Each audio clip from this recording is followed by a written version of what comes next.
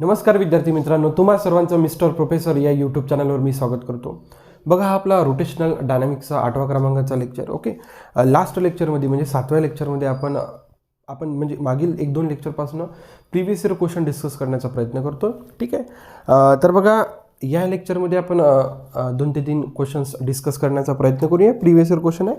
पहिला क्वेश्चन नीट 2016ला आलेला आहे आणि सेकंड क्वेश्चन तेलंगणा MCET म्हणजे तेलंगणाची जी काही CET एक्झाम असते 2015ला क्वेश्चन आहे. भलेही तो म्हणजे तेलंगणाचा क्वेश्चन आहे, परंतु स्टेट लेवलचा क्वेश्चन आहे, त्याच्यामुळे आपल्याला येऊ शकतो. ओके, याची आपण शक्यता सोडू शकत नाही. आणि जो काय आपण ॲप्लिकेशन शिकला होता, एखादी व्हेकल जर सर्क्युलर ट्रॅकवर जर टर्न होत असेल तर त्या बेसवर क्वेश्चन आहे. म्हणजे जो काही युनिफॉर्म सर्क्युलर मोशनचा आपण पहिलं ॲप्लिकेशन शिकलो त्या ॲप्लिकेशनच्या बेसवर हा क्वेश्चन आहे, त्याच्यामुळे हा क्वेश्चन मला घ्यावा लागेल. ठीक आहे, हा तर नीट 2016चा क्वेश्चन आहे. बघा, क्वेश्चन दोन्ही पण अतिशय इझिली आणि पूर्ण कॉन्सेप्च्युअल बेस आहे. ठीक आहे, बघा पहिला क्वेश्चन आपण नीट 2016मध्ये आला जो काही क्वेश्चन आहे तो क्वेश्चन आपण डिस्कस करण्याचा प्रयत्न करूया. बघा, ही सोबत म्हणजे त्या क्वेश्चनसोबत डायग्राम पण दिलेली आहे आणि नीट 2016ला आलेला क्वेश्चन आहे. बघा, अतिशय सिंपल आहे. बघा, इन द गिवन फिगर म्हणजे या फिगरमध्ये ओके ॲक्सेलरेशन दिलेलं आहे आपल्याला. ओके, A दिलेला आहे आपल्याला 15 metre per second square represents the total acceleration of a particle moving in a clockwise direction. कसा फिरत आहे तो? Clockwise direction. Okay, in a circle of a radius दिलेला आहे आपल्याला 2.5 metre at a given instant of time. Okay, म्हणजे कोणत्याही टाईमला, समजा एका गिवन इन्स्टंटेनियस टाईमला the speed of the particle is. त्या पार्टिकलची काय विचारली मला? स्पीड. त्या पार्टिकलची काय विचारली मला? बघा, आपल्याला काय फाइंड आउट करायला सांगितलं? व्ही. काय फाइंड आउट करायला सांगितलं? व्ही. काही प्रॉब्लेम नाही. बघा, या गिवन डायग्रामवरच पूर्ण डाटा. बघा, ही हा सर्कल आहे, हा जो काही पार्टिकल आहे. ठीक आहे, पार्टिकल सर्क्युलर मोशन परफॉर्म करत आहे क्लॉकवाईज डायरेक्शन. तर पार्टिकलची काय विचारली आपल्याला? स्पीड. म्हणजे आपल्याला विचारली टँजेन्शियल वेलॉसिटी. स्पीड म्हणजे आपल्याला काय विचारली? आपण एकतर टँजेन्शियल वेलॉसिटी म्हणतो, अदरवाईज काय म्हणतो? स्पीड म्हणतो. काही हरकत नाही. बघा, आपल्याला स्पीड वाचेल. ठीक आहे, आणि हा जो काही दिलेला आहे आपल्याला हा आपल्याला नेट ॲक्सेलरेशन दिलेला आहे. काय दिलेलं आहे? Net acceleration. आता बघा, नेट ॲक्सेलरेशनचे आपण कंपोनंट्स घेऊ. बघा, हा एक कंपोनंट झाला. ठीक आहे, आणि हा एक कंपोनंट झाला. ठीक आहे, हा कंपोनंट झाला A sin θ आणि हा कंपोनंट झाला A cos θ. ठीक आहे, आणि थिटा किती देऊन आहे? थिटा किती देऊन आहे आपल्याला? 30 डिग्री. ठीक आहे, बघा, toward the centre A cos θ हा जो काही कंपोनंट आहे. ओके, A cos θ हा जो काही ॲक्सेलरेशनचा कंपोनंट आहे, नेट कंपोनंट, हा कुठे आहे? Toward the centre. आणि toward the centre, okay, toward the centre कोणतं ॲक्सेलरेशन राहते? Centripetal acceleration. बट झालं, हीच कंडिशन आहे. ठीक आहे, तुम्हाला माहिती आहे जो काही नेट ॲक्सेलरेशन राहतो. ओके, नेट ॲक्सेलरेशन दोन ॲक्सेलरेशनमुळे तयार होते. एक तर टँजेन्शियल ॲक्सेलरेशन, एक सेंट्रिपिटल ॲक्सेलरेशन. हे तुम्हाला पहिलेच सांगितलं आहे की जो काही नेट ॲक्सेलरेशन राहतो तो 2 ॲक्सेलरेशनचं कॉम्बिनेशन राहतो. एक सेंट्रिपिटल ॲक्सेलरेशन वेलॉसिटीच्या डायरेक्शनच्या चेंजमुळे प्रोड्यूस होतो आणि एक टँजेन्शियल ॲक्सेलरेशन वेलॉसिटीचा magnitude. Okay, with respect to time जेव्हा वेलॉसिटीचा मॅग्निट्यूड चेंज होतो तेव्हा tangential acceleration. Okay, with respect to time जेव्हा वेलॉसिटीचा डायरेक्शन चेंज होतो तेव्हा सेंट्रिपिटल ॲक्सेलरेशन. दोन्ही ॲक्सेलरेशन कंबाईन होऊन काय तयार होते? Net acceleration. ठीक आहे, इथपर्यंत काही प्रॉब्लेम नाही. ठीक आहे, ओके, चला, काही प्रॉब्लेम. ओके, आणखी बघा, जो काही तुम्हाला गिवन डाटा दिलेला आहे की जो काही नेट ॲक्सेलरेशन आहे. ओके, हा झाला तुमचा नेट ॲक्सेलरेशन. ठीक आहे, तर नेट ॲक्सेलरेशनचे मी कंपोनंट्स घेतले. हा एक कंपोनंट. ओके, हा जो काही कंपोनंट आहे A cos θ, हा कंपोनंट काय सजेस्ट करताय की टुवर्ड द सेंटर. आपल्याला माहिती आहे टुवर्ड द सेंटर कोणतं ॲक्सेलरेशन? सेंट्रिपिटल. ओके, मग सेंट्रिपिटल ॲक्सेलरेशन कोण झाला इथं? A cos θ आहे की नाही? कारण की बघा, हा जो काही कंपोनंट बघा, हा झाला अवे फ्रॉम द सेंटर, हा झाला toward the centre. Toward the centre कोणतं राहतो? Centripetal acceleration. आणि हा कोणता झाला? A cos θ. ओके, चला, काही हरकत नाही. बघा, A इंटू cos θ. कॉस किती देऊन आहे? Theta 30 degree. आणि सेंट्रिपिटल ॲक्सेलरेशनची जो काही मॅग्निट्यूड राहतो तो काय राहते? V²/r. सेंट्रिपिटल ॲक्सेलरेशनचा जो काही मॅग्निट्यूड राहतो तो काय राहतो? V²/r. आणि आपल्याला V तर फाइंड आउट करायचं ना, V फाइंड आउट करायचं. Therefore V² = R times A cos of 30 degree. चला, देअरफॉर V² रेडियस किती दिले आपल्याला? 2.5 म्हणा किंवा 5/2 म्हणा. 2.5लाच आपण काय लिहू शकतो? 2.5लाच काय लिहू शकतो आपण? 5/2. कॅल्क्युलेशन सिम्पल करण्यासाठी असं घेतो. ॲक्सेलरेशन, नेट ॲक्सेलरेशन किती देऊन आहे तुम्हाला? 15. सगळं SI युनिट आहे, त्याच्यामुळे चेंज करायचं काही प्रॉब्लेम नाही. cos 30ची व्हॅल्यू किती राहते? √3/2. चला, बघा, 15×5 = 75. ओके, 75 गुणिला √3ची व्हॅल्यू घ्यायची 1.7. लक्षात ठेवायचं. √2ची व्हॅल्यू घ्यायची नियरली = 1.41. √3ची घ्यायची 1.71. ह्या नेहमीसाठी व्हॅल्यूज लक्षात ठेवायच्या. √2 जर राहिलं तर 1.41, √3 जर राहिलं तर 1.71. ठीक आहे. 2 × 2 4. ओके. बघा जर 75 गुणिला जर आपण 1.75 गेलं तर हे जवळजवळ येते 128.25 भागिला 4 आणि 128.25 भागिला जर 128.25 भागिला जर 4 केला तर नियरली इक्वल्स टू येते 32.06. ओके. ही झाली वेलॉसिटीचा. आपल्याला पाहिजे वेलॉसिटी किंवा आपल्याला पाहिजे स्पीड. त्याच्यामुळे काय करू, taking square root on both side. Therefore v equals to square root of 32.06. बघा आता ही व्हॅल्यू नियरली इक्वल्स टू कशी काढायची. आपल्याला माहित आहे की स्क्वेअर रूट ऑफ 36 किती राहते, 6 राहते. स्क्वेअर रूट ऑफ 36 किती राहते, 6. आता स्क्वेअर रूट ऑफ 36 पेक्षा ही व्हॅल्यू लहान आहे, त्याच्यामुळे ही व्हॅल्यू 6 पेक्षा कमी यायला पाहिजे. 6 पेक्षा कमी, बघा हे 6 पेक्षा मोठे, हे कॅन्सल झाली. बघा 6 पेक्षा कमी आहे पण ही भरपूर कमी झाली, ही येत नाही. आता या दोघांमध्ये प्रॉब्लेम आहे. 6 पेक्षा जवळपास, 6च्या कमी म्हणजे 6च्या जवळपास आली पाहिजे. कोणती व्हॅल्यू आहे, 5.7 मीटर पर सेकंड. ओके. म्हणजे पार्टिकल सर्क्युलर मोशनमध्ये आहे, क्लॉकवाईज डायरेक्शन तो मोशन परफॉर्म करून राहिला आणि त्याचं नेट ॲक्सेलरेशन दिलेलं आहे. त्याचे आपण कंपोनंट्स घेतले. ओके. एक कॉस्टचा एक साईनचा, आणि जो काही कॉस्टचा कंपोनंट आपण घेतलेला आहे तो टुवर्ड द सेंटर आहे. मग टुवर्ड द सेंटर कोणतं ॲक्सेलरेशन राहते, सेंट्रिपिटल. बस मग सेंट्रिपिटल ॲक्सेलरेशनचा मॅग्निट्यूड घेतला, याच्यासोबत बॅलन्स केला आणि व्हीची व्हॅल्यू फाइंड आउट केली. ओके. अतिशय सिंपल. ओके. म्हणजे नीट 2016चा क्वेश्चन होता. म्हणजे त्याच्यात खूप काही असं म्हणजे कॉन्सेप्च्युअल म्हणा किंवा खूप काही त्याच्यात डोकं लावण्याची गरज नव्हती. हे सगळे आपण कॉन्सेप्ट शिकलेलं. ठीक आहे. बघा नीटची जी काही क्वेश्चन्स राहतात, बघा नीटची थोडीशी लेवल कशी राहते की तुम्ही जो काही कॉन्सेप्ट शिकला तो कसा तुम्ही बरोबर त्या एखाद्या एक्झाम्पलला लावता आला पाहिजे. ओके. म्हणजे जो हाता आपण ऑलरेडी शिकलेला आहे. ठीक आहे. सेंट्रिपिटल ॲक्सेलरेशनचा मॅग्निट्यूड v²/r. ओके. परंतु तो जो काही कॉन्सेप्ट आहे तो या फिगरमध्ये कसा पॉईंट आउट करून कसा तिथे तो लावायचा, ही गोष्ट आपल्याला नीट शिकवते. ओके. म्हणजे CET लेवललाही क्वेश्चन राहतात काही पण, म्हणजे नीटची लेवल बघा थोडी CET-पेक्षा कशी वर आहे. ओके. त्याच्यामुळे नीट आहे. ओके. बघा त्यानंतर सेकंड क्वेश्चन आपण डिस्कस करण्याचा प्रयत्न करूया. बघा हाही क्वेश्चन म्हणजे युनिफॉर्म सर्क्युलर मोशनचा सर्क्युलर ट्रॅक जो काय आहे, car vehicle on a circular track, त्याच्यावर बेस आहे. बघा a car is moving at a speed of 60 km/h. ठीक आहे. ट्रॅव्हर्सिंग अ सर्क्युलर ट्रॅक. ओके. सर्क्युलर ट्रॅकमध्ये एक कार मूव्ह करून राहिली. ठीक आहे.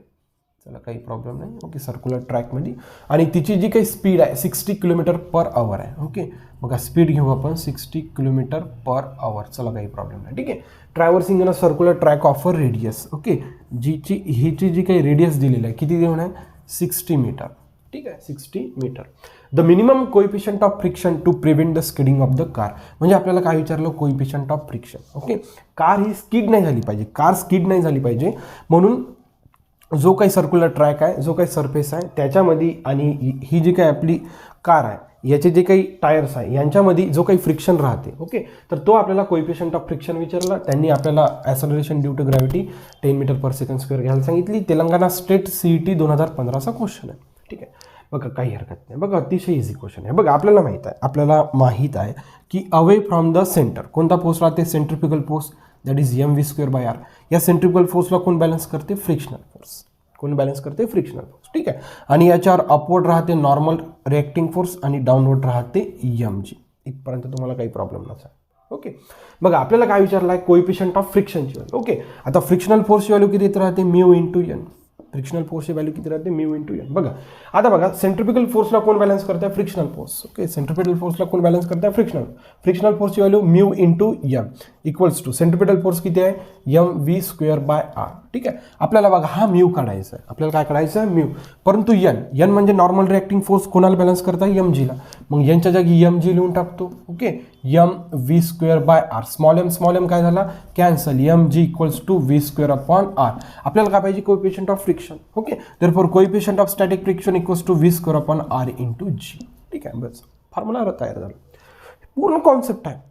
म्हणजे जो काही आपण युनिफॉर्म सर्क्युलर मोशनमध्ये vehicle on a circular track जो काही पहिला ॲप्लिकेशन घेतलं, पूर्ण कॉन्सेप्ट आपण लावला.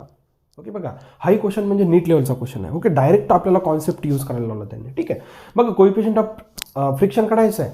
वेलॉसिटी स्पीड दिलेली आहे आपल्याला 60 km/h. ठीक आहे. त्यानंतर रेडियस पण दिलं आहे 60 मीटर. त्यानंतर जी पण दिला आहे. फक्त एक प्रॉब्लेम आहे की जी काही वेलॉसिटी देऊन आहे ती SI युनिटमध्ये नाही आहे. बघा आपलं SI युनिट काय राहते, metre per second.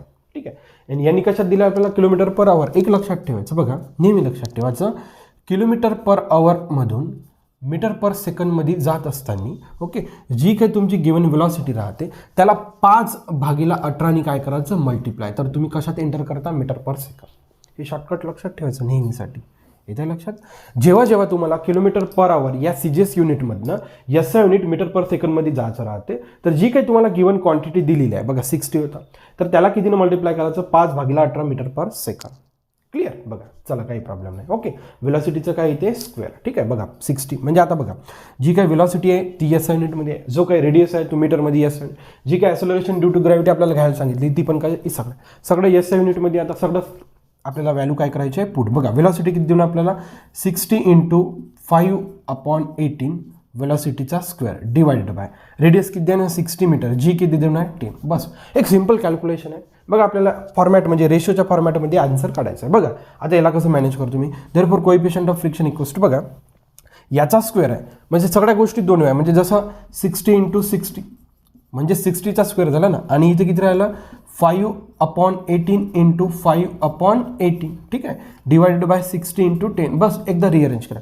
Therefore mu equals to 60 × 60 × 5 × 5 divided by 18 × 18 × 60 × 10. बघा. ओके. आणि याची पूर्ण कॅल्क्युलेशन्स नाही करायचे आपल्याला. कॅल्क्युलेशन्स बघा या फॉर्मॅटमध्ये आन्सर आणायचे. येतं लक्षात. नाही तर आपलं सरळ सरळ डोकं राहते, आपण पूर्ण कॅल्क्युलेशन्स करत नाही, तो डायरेक्ट फायनल आन्सर काढतो. तसं नाही करायचं. फॉर्मॅट म्हणजे जे काही ऑप्शनचे फॉर्मॅट दिलेले त्या ऑप्शनकडे बघायचं सुरुवातीला. ठीक आहे. बघा आता इथं या फॉर्मॅटमध्ये आपण कसं आन्सर काढू शकतो. बघा म्यू इक्वल्स टू बघा एक काय झालं बघा हा 60 काय झाला कॅन्सल. बघा हा 0 काय झाला कॅन्सल. वर किती उरले बघा 5×5 = 25. ओके. 5×5 = 25 गुणीला काय उरलं 6 आणि खाली किती उरले बघा हा 0 गेला हा 60 गेला काय उरला 18 × 18 18 × 18. चला काही हरकत नाही. बघा 6 × 6 = 18. ओके. म्हणजे वर फक्त 25 उरले. ओके. आणि 18 किती झाले 54 म्हणजे 25/54 या फॉर्मॅटमध्ये आन्सर आहे. बघा 25/54 म्हणजे ऑप्शन नंबर सेकंड. पूर्ण कॅल्क्युलेशन्स नाही करायचे आपल्याला. पूर्ण कॅल्क्युलेशन्स नाही करायचं आपल्याला. जे काही आपल्याला ऑप्शन्स दिलेले आहेत ओके ते ऑप्शन्स बघून नेहमी लक्षात ठेवायचं. आपण कोणताही कॉम्पिटेटिव्ह एक्झामचा जो काही पेपर देताना ऑप्शन्स बघून आपण कॅल्क्युलेशन्स करण्याची सुरुवात करायची किंवा ऑप्शन्स बघून आपण कॅल्क्युलेशन्स करायचे. ठीक आहे. आता बघा ना समजा तुम्ही ऑप्शनच बघितलं नाही तुम्ही मग त्याचंही डिव्हिजन करत बसता, मग तो फालतू वेळ तुमचा तिथं काय होऊन जातो हे होऊन जातं. बघा पुन्हा एकदा सांगतो. बघा हाही क्वेश्चन अतिशय इझी होता. नीट 2016चा क्वेश्चन होता. ओके. आणि सेंट्रिपिटल ॲक्सेलरेशन ओके म्हणजे जे काही आपण 3-4 प्रकारचे ॲक्सेलरेशन बघितले त्याच्यामधला हा. ओके.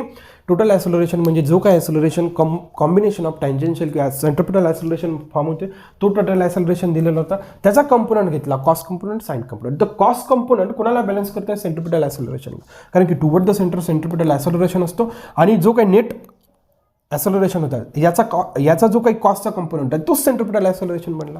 मग सेंट्रिपिटल ॲक्सेलरेशनचा मॅग्निट्यूड घेतला. इथनं क्लिअर आपल्याला अंडरस्टँड झाला. आता V फाइंड आउट करायचं. इथनं V फाइंड आउट करणं खूप काही मोठी गोष्ट नाही. जस्ट आपण R शिफ्ट केला ओके आणि सिंपल कॅल्क्युलेशन आणि हे लक्षात ठेवायचं √2 1.41 √3 1.7. क्लिअर.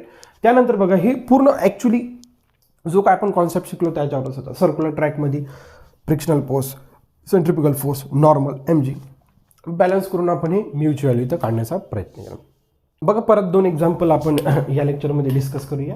ठीक आहे. बघा हा क्वेश्चन आहे महाराष्ट्र CET 2019 रिसेंट क्वेश्चन आहे आणि MP PET 2010 म्हणजे पहिले नीटच्या पहिले आपलं नीट बहुतेक तर 2013-14 पासून सुरू झालं. तर नीटच्या पहिले स्टेट लेवलला जसं PMT एक्झाम राहायची. ओके. PMT का PET एकदा PET ओके MP PET 2010ला म्हणजे ज्या काही एक्झाम्स राहायच्या स्टेट लेवलच्या. ओके. तर त्यातला क्वेश्चन आणि एक महाराष्ट्र CET 2019ला. बघा काही लोकांनी म्हणजे आपल्या व्हिडिओ लेक्चर्सला कमेंट केलं होतं की सर थेरॉटिकल क्वेश्चन्स पण घेत जा किंवा थेरॉटिकल क्वेश्चनवर भर द्या आणि नक्कीच त्यानं व्यवस्थित म्हटलेलं आहे कारण की थेरॉटिकल क्वेश्चन्स आपल्या हातातून गेले नाही पाहिजे. ओके. जवळजवळ म्हणजे तुम्ही जर महाराष्ट्र CETचा जर आपला पेपर पॅटर्न बघितला तर 15 ते 20% थेरॉटिकल क्वेश्चन्स राहतात. त्याच्यामुळे 15 ते 20% क्वेश्चन्स तुम्ही फिजिक्समध्ये म्हणा किंवा केमिस्ट्रीमध्ये म्हणा 100% घेतले पाहिजे. आणि बघा जवळपास दोन्ही हे थेरॉटिकल क्वेश्चन्सच आहे. ओके. हाही काही क्वेश्चन्स म्हणजे फक्त in the form of physical टर्मच्या फॉर्ममध्ये या फॉर्म्युला आपल्याला डिराईव्ह करायचा आहे आणि हा तर पूर्ण टोटली थेरॉटिकल क्वेश्चन्सला म्हणू शकतो. फक्त which of the following statement is false म्हणजे कोणतं क्वेश्चन्स म्हणजे कोणता स्टेटमेंट चुकीचा आहे आपल्याला तो ओळखायचा आहे. ओके. म्हणजे तो जो काही क्वेश्चन विचारला आहे आपल्याला विचारला आहे सेंट्रिपिटल फोर्स आणि सेंट्रिपिकल फोर्स या 2 फोर्सबद्दल रिलेटेड आणि महाराष्ट्र CET 2019ला क्वेश्चन्स आलेला आहे. एक लक्षात ठेवा तुम्ही जेव्हा पेपर सॉल्व करताना तर हे जे मी अंडरलाईन्स करत आहे बघा आता बघा जसं मी फॉल्सवर अंडरलाईन करून टाकलं तर मला माहीत आहे की याच्यापैकी मला फॉल्स स्टेटमेंट काय करायचं आहे, आयडेंटिफाय करायचं आहे.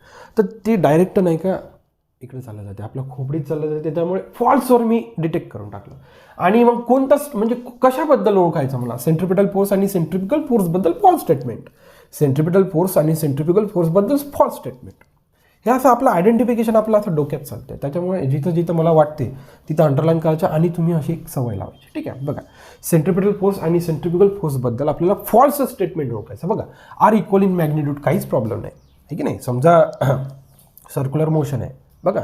आणि पुन्हा एक लक्षात घ्यायचं, मी जसं तुम्हाला सेंट्रिपिटल फोर्स आणि सेंट्रिफ्युगल फोर्स शिकवताना 2 गोष्टी सांगितल्या आहे. ऑब्झर्वर डिपेंड आहे. समजा ऑब्झर्वर आहे की नाही, म्हणजे जो काय ऑब्झर्वर आहे, समजा हा जर ऑब्झर्वर बेटा, जसं आपण आकाश पाहण्याचं एक्झाम्पल नेहमी घेत होतो. ओके, समजा हा जर ऑब्झर्वर आकाश पाहण्यात राहिला, ओके, तर त्याला टुवर्ड द सेंटर एक फोर्स फील होतो, तो राहतो sorry away from the centre. कोणता, अवे फ्रॉम द सेंटर त्याला एक फोर्स फील होतो, तो राहतो सेंट्रिफ्युगल फोर्स. कोणता राहतो, सेंट्रिफ्युगल फोर्स. आणि त्याचं मॅग्निट्यूड राहते mv²/r. आणि ही निगेटिव्ह डायरेक्शन याच्यासाठी का सेंट्रिपिटल फोर्सच्या अपोजिट राहते म्हणून निगेटिव्ह साईन. ओके ओके, म्हणजे ऑब्झर्वर जेव्हा आतमध्ये होता, समजा हा ऑब्झर्वर जर बाहेर राहिला तर याला वाटते का हा जो काही पाळणा फिरत आहे तर याला टुवर्ड द सेंटर कोणता तरी फोर्स ओढून राहिला, आणि तो कोणता फोर्स, सेंट्रिपेटल फोर्स. आणि त्याचा मॅग्निट्यूड mv²/r.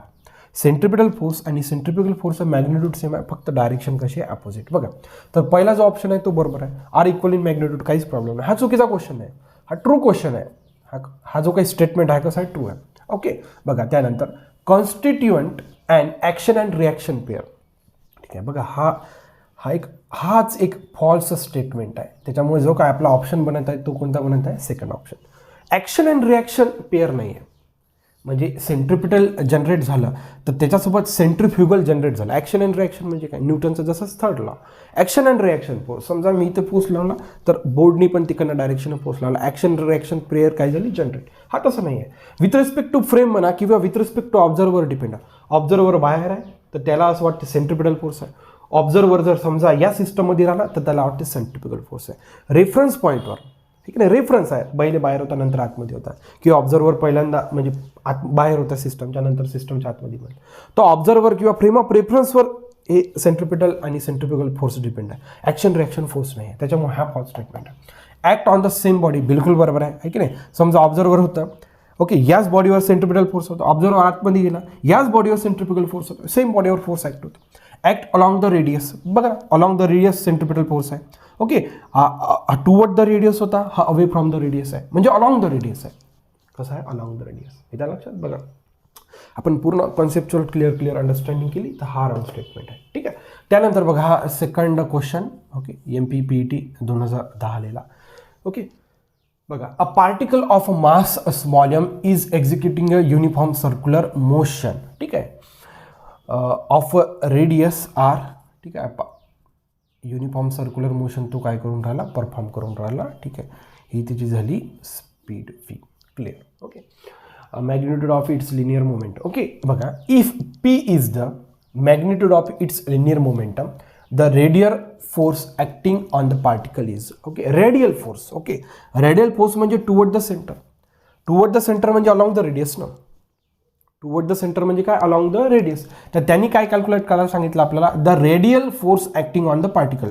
रेडियल म्हणजे अलॉंग द सेंटर, रेडियल म्हणजे काय, अलॉंग द सेंटर. ओके, आणखी बघा त्यांनी काय म्हटलं, बघा असं होऊ शकते. आता बघा, रेडियल म्हणजे टुवर्ड द सेंटर होऊ शकते किंवा अवे फ्रॉम द सेंटर होऊ शकते. रेडियल जसं इथं म्हटलं की जो काही सेंट्रिपिटल आणि सेंट्रिफ्युगल फोर्स आहे अलॉंग द काय रेडियस, म्हणजे टुवर्ड द सेंटर राहू शकते किंवा away from the centre. Okay, मग आता इथं कन्फ्युजन आहे आपल्याला की radial force toward the centre पाहिजे की अवे फ्रॉम द सेंटर पाहिजे. लक्षात ठेवायचं. बघा, मोशन कोणता आहे, युनिफॉर्म सर्क्युलर मोशन. कोणता आहे, युनिफॉर्म सर्क्युलर मोशन.